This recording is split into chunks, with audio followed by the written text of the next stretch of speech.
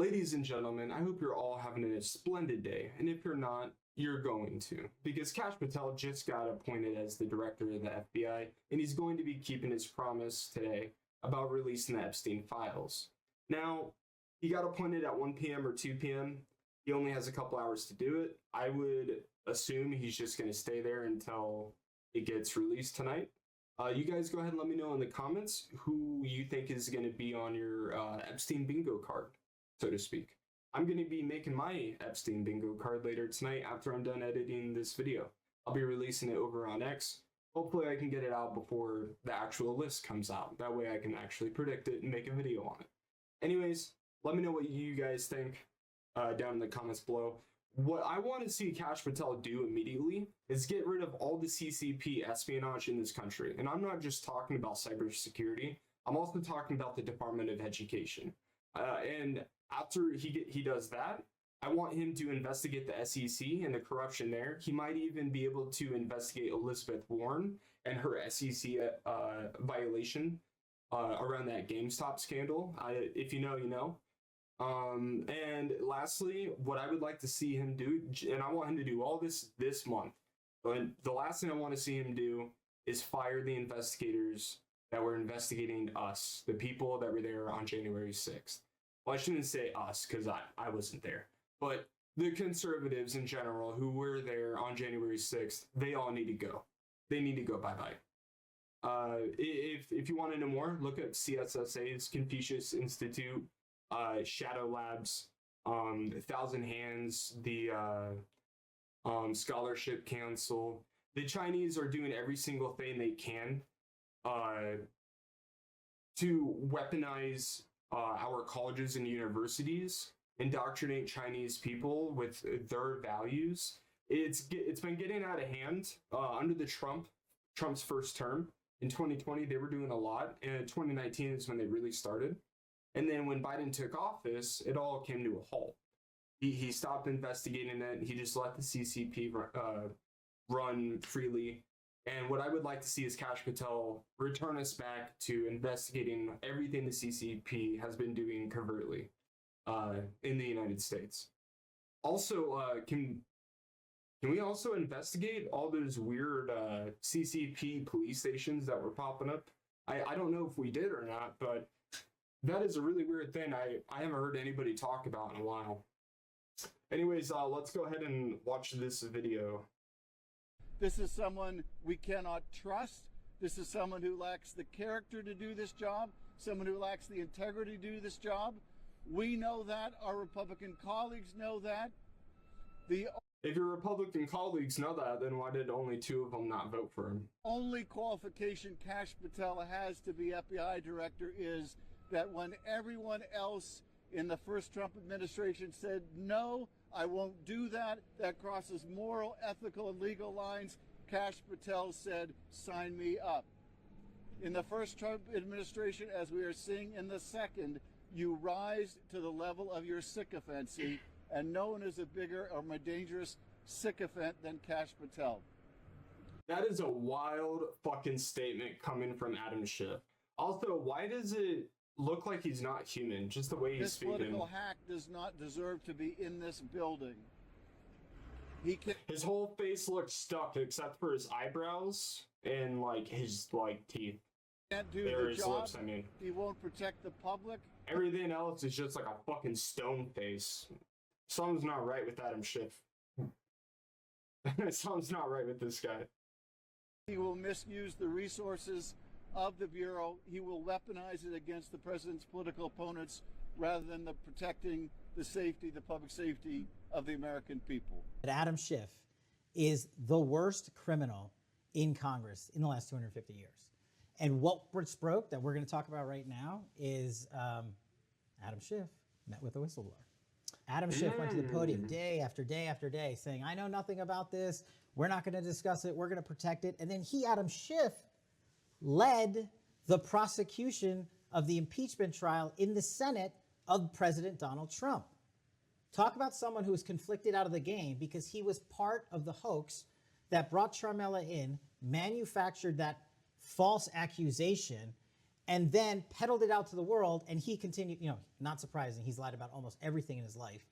But now he lied just to set up a presidential impeachment. And that's what I was talking about, these disinformation campaigns.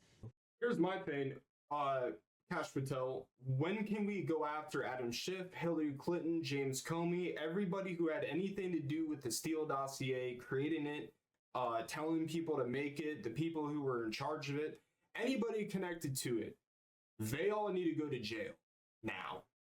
Every single one of them. I know everybody's hell fucking bent on Adam Schiff right now, but I think we have bigger problems than just Adam Schiff. It needs to be everybody connected to that Steele dossier. And then he should be investigated because he lied to the world about his interactions with Charmella, who is a whistleblower, and I can't stress it enough, that started a presidential impeachment. Now, your history is way better than mine, but I can't remember the last time a president was actually impeached. It's a significant process and escalation.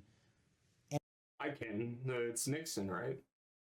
And it's reserved for the time when it actually shows a crime, not when it shows the manufacture of fake information. How did he forget about Nixon? To show a fake crime. The guy that found and manufactured the evidence with Charmella was the prosecutor in the case against the target of the investigation. That is the ultimate, from a prosecutorial standpoint, conflict of interest. But he knew what he was doing, and he thought he would never get exposed. And I think thanks to, I think it was John Solomon and his fantastic reporting, we now see what I've been saying for years, that I thought he met with him for sure, and it will come out, and it now has.